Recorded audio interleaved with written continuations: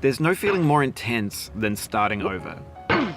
If you deleted your homework the day before it was due, as I have, or if you left your wallet at home and you have to go back after spending an hour in the commute. If you won some money at the casino and then put all your winnings on red but it came up black.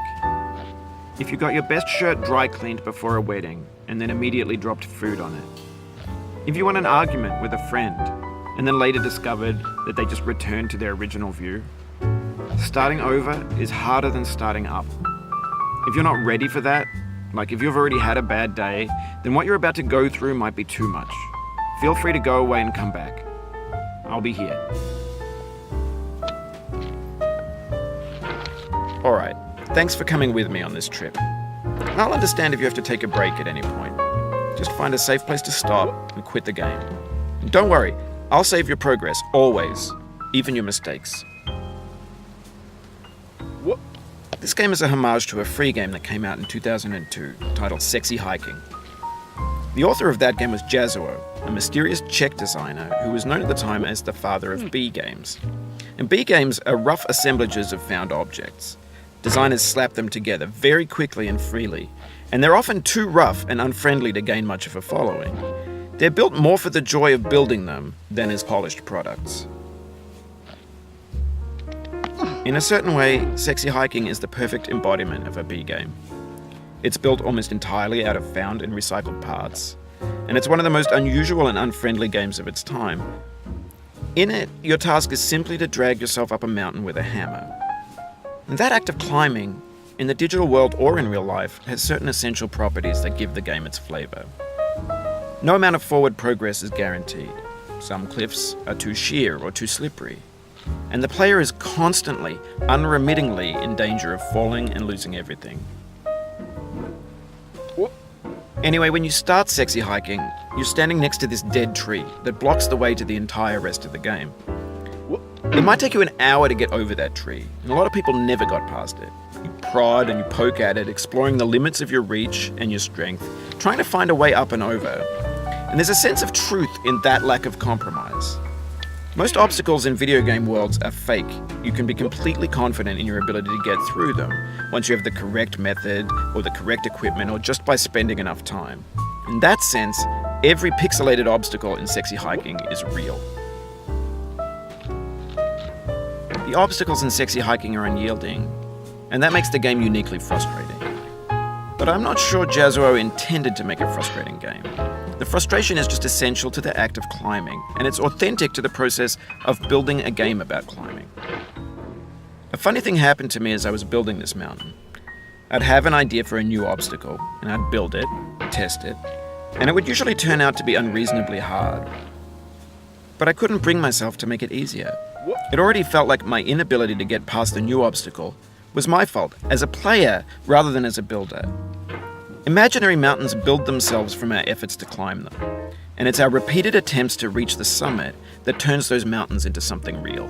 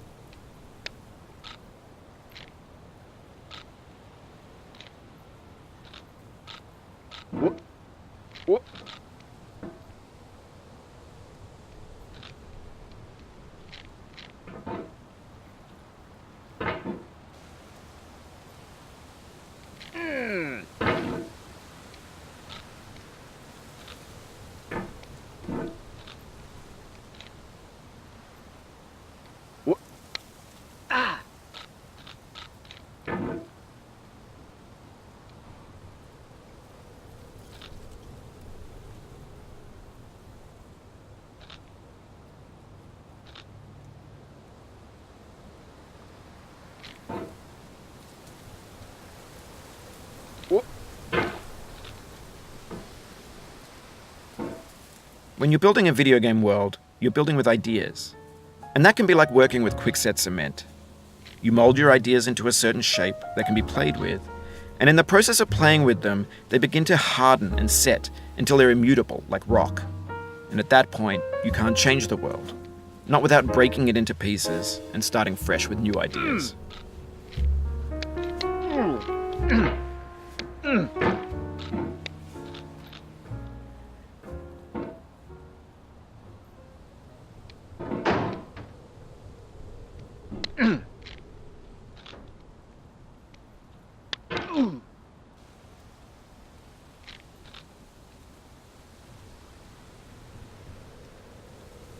For years now, people have been predicting that games would soon be made out of prefabricated objects, bought in a store and assembled into a world. And for the most part, that hasn't happened, because the objects in the stores are trash. I don't mean they look bad or that they're badly made, although a lot of them are. I mean they're trash in the way that food becomes trash as soon as you put it in the sink. Things are made to be consumed and used in a certain context, and once the moment is gone, they transform into garbage. In the context of technology, those moments pass by in seconds.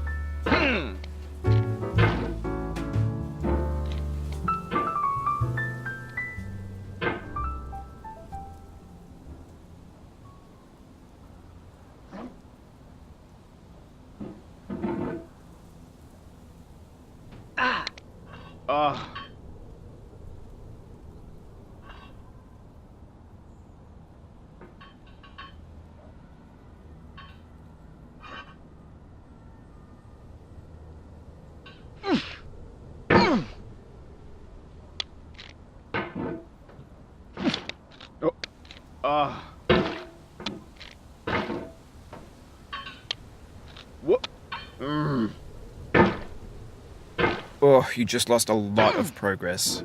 That's a deep frustration, a real punch in the gut.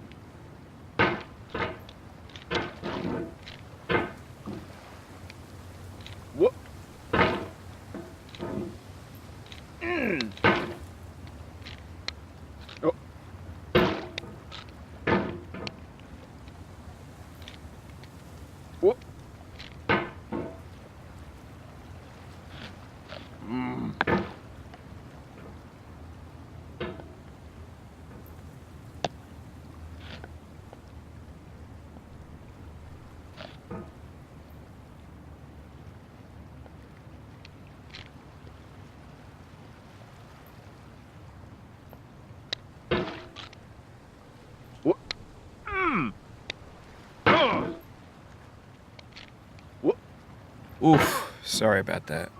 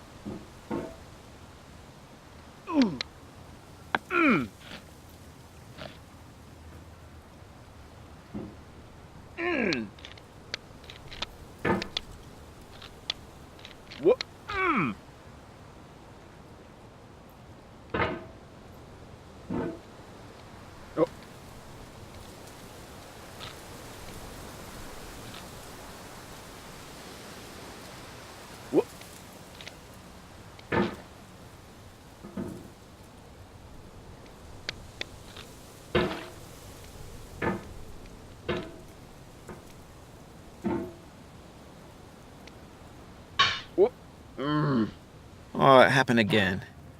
Keep on trying. Don't let it get to you.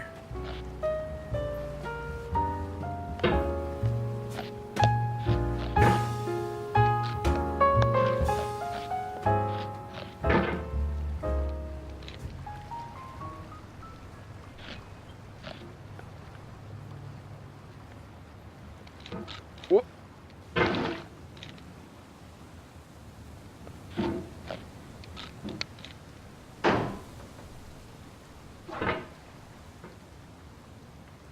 Whoop.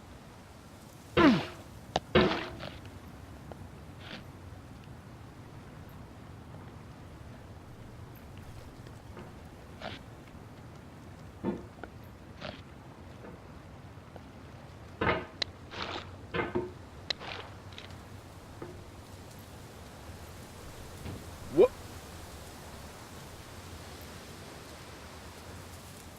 Mm.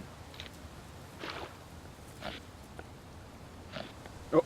Mm. Ah.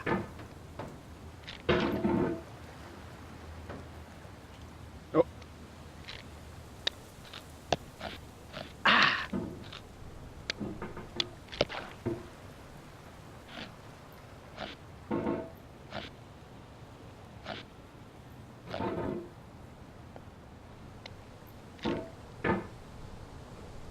Whoop.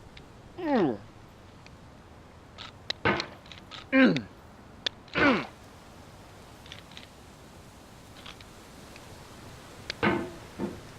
Ah. Whoop. Oh. This thing that we call failure is not the falling down, but the staying down. Mary Pickford.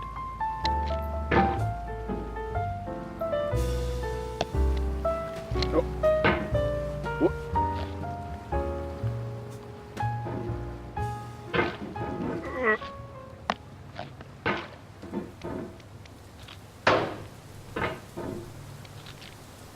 Oh. Mm.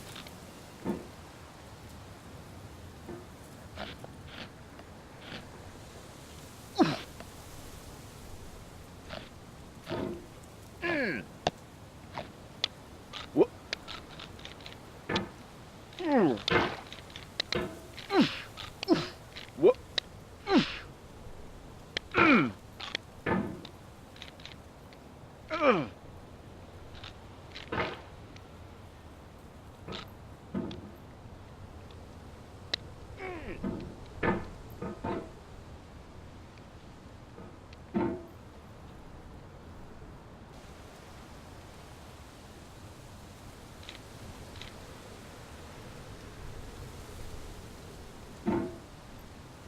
Whoop.